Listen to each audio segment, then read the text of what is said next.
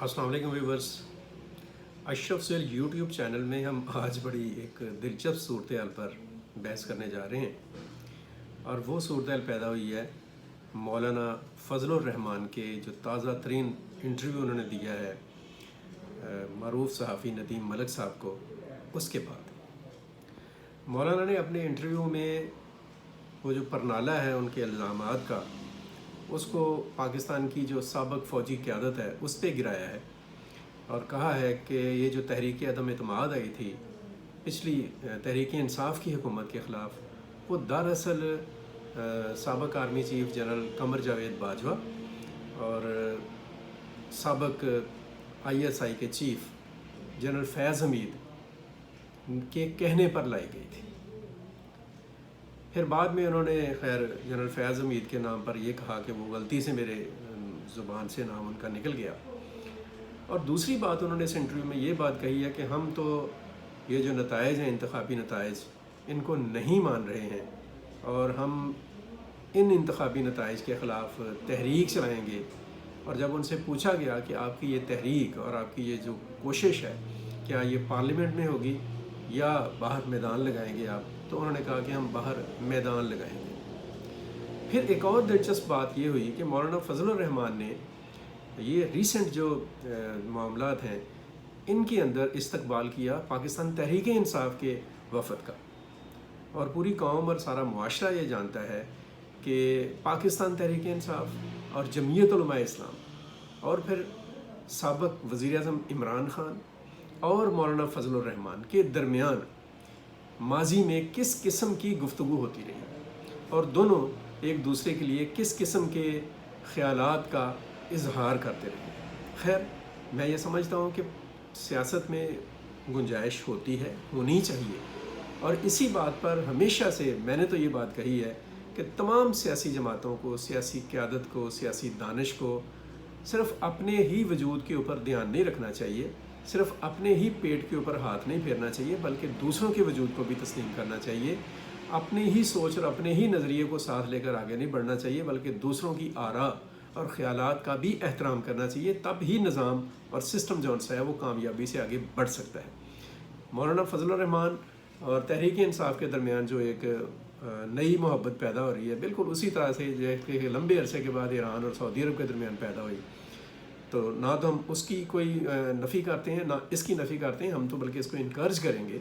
लेकिन इन लोगों को ये ज़रूर सोच लेना चाहिए कि जब वो इतनी लंबी बातें कर रहे होते हैं और इतने इश्तियाल अंगेज़ बयानात एक दूसरे के लिए दे रहे होते हैं और इतने बुरे बुरे अलकाबात एक दूसरे को वो नवाज रहे होते हैं, तो फिर उस वक़्त उन्हें सोचना चाहिए कि कभी हमें एक दूसरे के सामने भी आना पड़ेगा, एक दूसरे के साथ भी बैठना पड़ेगा, और उस वक़्त हम किस इखलाकी जुर्रत के साथ एक दूसरे के साथ मिलकर चलेंगे। वो कहते हैं ना, हद से ज़्यादा जुर्र सितम खुशनुमा नहीं, इतना सलूक कर जो तदारक पज़ीर हो।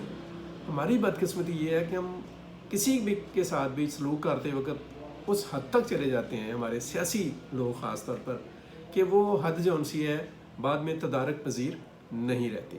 बहरहाल पाकिस्तान की जो सियासी ये जो पॉलिटिक्स है और ये सारी सूरत हाल जो उनसी है, इसमें जो चेंजेस और रवैयों में जो तब्दीली आ रही है, और मौलाना फजलुर रहमान का जो इंटरव्यू है उसने जो सुनने वाले हैं, जो सोचने वाले हैं, जो फ़हम रखने वाले लोग हैं, उनके दिमाग की बहुत सारी खिड़कियों को खोला है। और आम आदमी जो सा है, मेरा ख़्याल है कि ये मुलाकातें और मौलाना फजलुर रहमान का जो इंटरव्यू है, ये एक आम आदमी की आंखें खोलने के लिए काफ़ी होना चाहिए कि हमारे जो सियासी करैक्टर हैं, सियासी किरदार हैं, जो हमारे आप कह लें कि बड़े बड़े सियासी लीडर्स हैं, वो जो कहते हैं उसमें कितना आप कह सकते हैं कि सच या झूठ होता है और कितना खोखलापन होता है। पर एक वक्त के ऊपर मौलाना फजलुर रहमान इसी जो मूव थी इसको अपनी कामयाबी करार देते हैं। अब वो उसके जवाज़ बता रहे हैं, जनरल बाजवा का जिक्र कर रहे हैं, जनरल फैज़ हमीद का जिक्र कर रहे हैं, और साथ ये भी इन्होंने माना है कि उन्होंने हमें ये बात कही कि आप तहरीक अदम एतमाद लेकर आएँ, लेकिन आप सिस्टम के अंदर रहें। तो इसमें तो कोई बुरी बात नहीं है। अगर कोई आपको सिस्टम के अंदर रहकर सिस्टम में तब्दीली लाने की बात कहता है तो ये बुरा मशवरा नहीं है।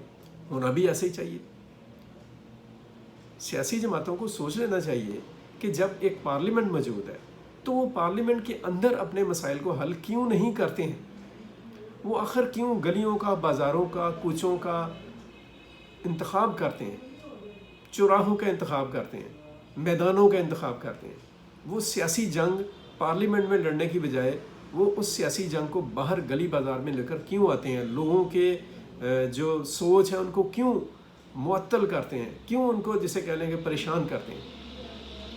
ہم نے دیکھا کہ پچھلے 10 سال میں، 12 سال میں، 15 سال میں جس طرح کی پاکستان میں سیاست کی گئی ہے اور جس طرح سے ایک دوسرے کے لیے گالی گلوچ اور دشنام ترازی کی گئی ہے، ایک دوسرے کے وجود کو تسلیم ہی نہیں کیا گیا۔ کیا آپ سمجھتے ہیں کہ جو مسلم لیگ نون ہے اس کے پاکٹ میں کوئی اچھا کام ہے ہی نہیں؟ یا کیا کوئی یہ کہہ سکتا ہے کہ پاکستان پیپلز پارٹی جو ہے اس کے اندر کوئی جسے کہا جا سکتا ہے کہ خوبی ہے ہی نہیں ہے؟ یا کوئی یہ کلیم کر سکتا ہے کہ تحریک انصاف جو سی ہے اس کے اندر کوئی اچھائی موجود ہی نہیں ہے؟ سب میں موجود ہے، لیکن سب ایک دوسرے کی اچھائی کو دیکھنے کی بجائے ایک دوسرے کی برائیوں کو نہ صرف دیکھتے ہیں بلکہ اچھالتے ہیں، اور اس طرح اچھالتے ہیں کہ دوسروں کی پگڑیوں تک کو اچھالنے سے گریز نہیں کرتے ہیں، دوسروں کی ذاتی زندگی کو رگیدتے ہیں۔ میرا خیال ہے کہ وقت آن پہنچا ہے کہ ہماری جو سیاسی قیادت ہے اس کو اپنے مجموعی طرز عمل اور طرز فکر میں تبدیلی لانا ہوگی۔